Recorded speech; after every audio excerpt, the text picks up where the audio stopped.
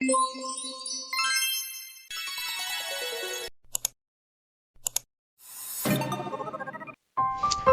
Mom Day!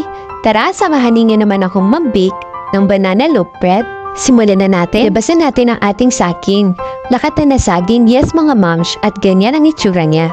Yung parang wala ng pag-asa kasi bulok na. Yan ang perfect para sa banana loaf bread.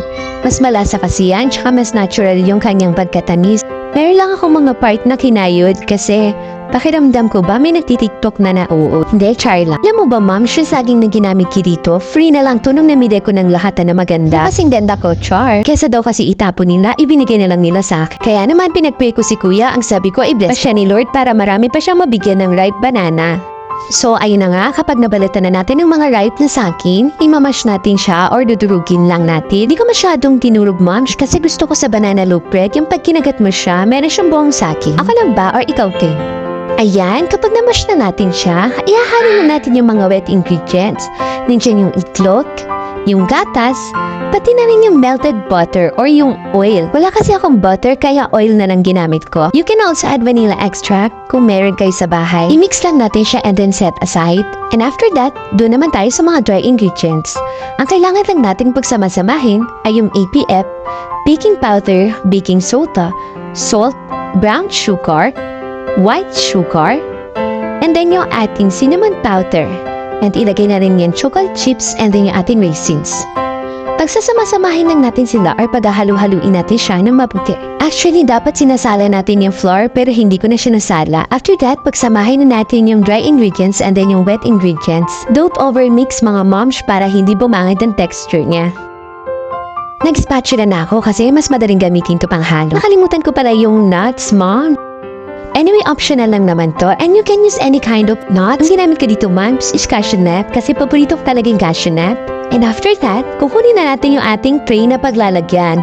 Ibabrush nga pa na natin siya ng oil ha, moms, hindi ko na na-video dito. After that, ilalagay na natin or ita-transfer na natin yung ating banana bread butter.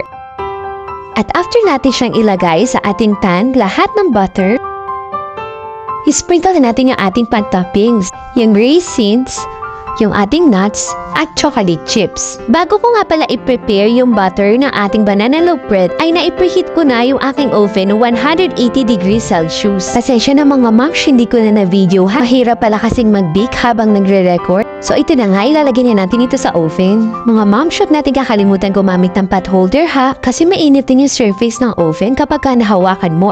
Isinap ko lang yung oven ko ng 180 degrees Celsius for about 50 to 60 minutes. I-check mo naman siya from time to time para alam mo kung naluluto na. Once narinig mo yan, ibig sabihin, luto na siya and tapos na yung timer niya.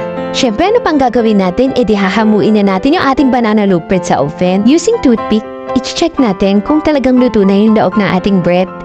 Kapag tinusok natin siya ng toothpick at walang sumama, ibig sabihin ay luto na siya. Katulad yung nakakita ninyo sa video.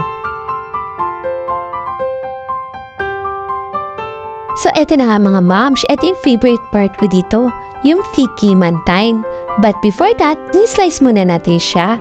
Ipapakita ko sa inyo kung gaano ka-fluffy yung bread nito. Nakita mo ba yan moms? Napaka-fluffy ng bread niya no kapag hinihiwa. At nakita mo ba yun? Mayroon siyang buong saging. Yan ang perfect na banana loaf bread para sa akin. Thank you for watching mga moms. Hope you enjoy. Bible verse muna tayo. Above all, love each other deeply because love covers over a multitude of sins. 1 Peter chapter 4 verse 8.